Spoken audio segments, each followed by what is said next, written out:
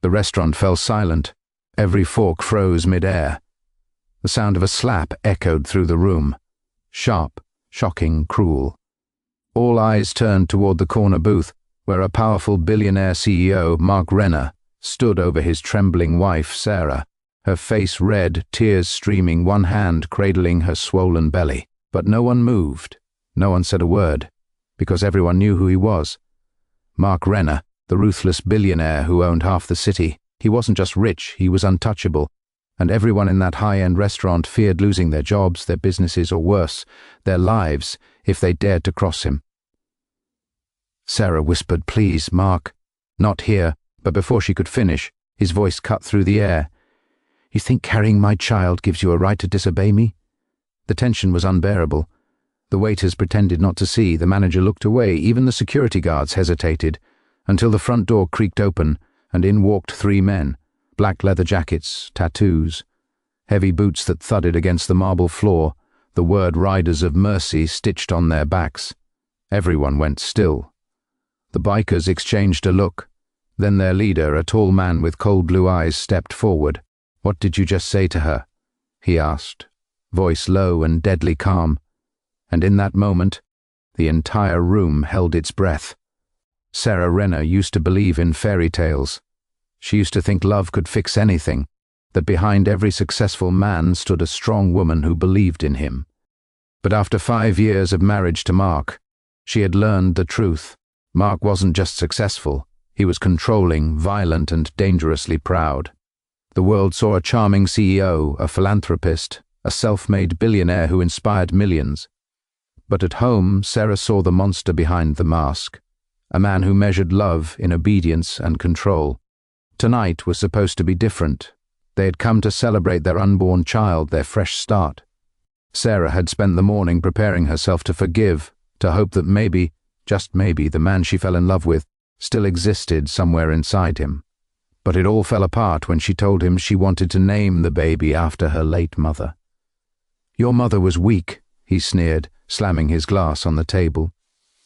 "My son deserves a strong name, a Renner name. Mark, please, it's not about—" "Don't talk back to me, Sarah." Then came the slap, the one that shattered the silence, the one that made her world spin.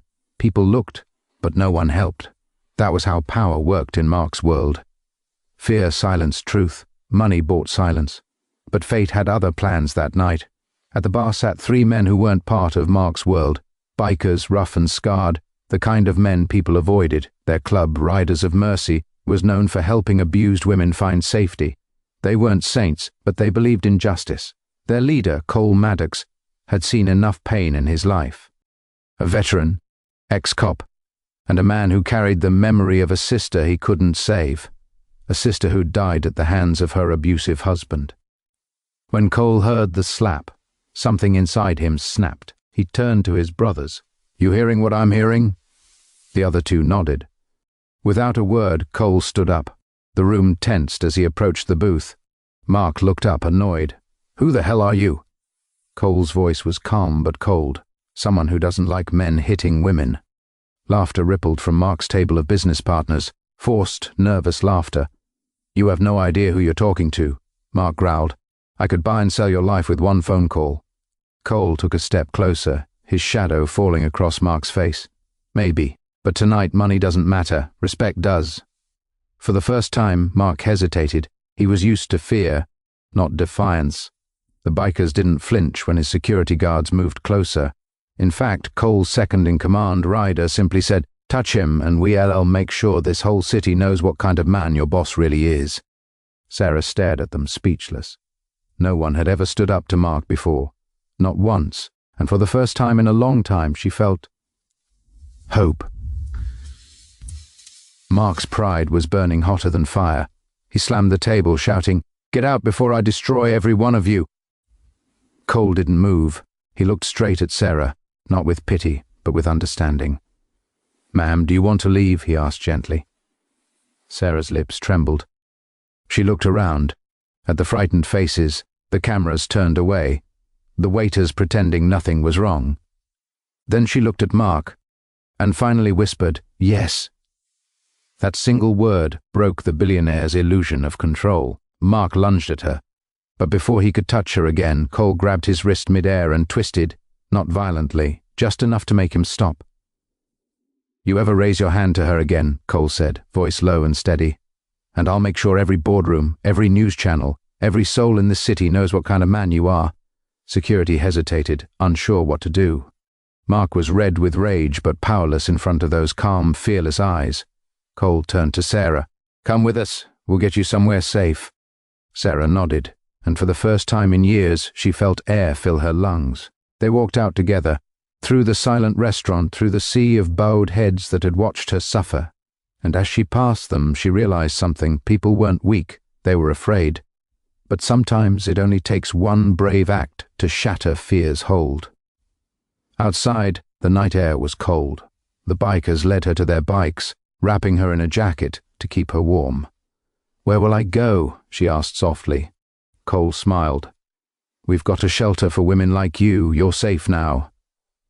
Over the next few months, Sarah rebuilt her life. She gave birth to a baby boy, Liam, named after Cole's late sister's son.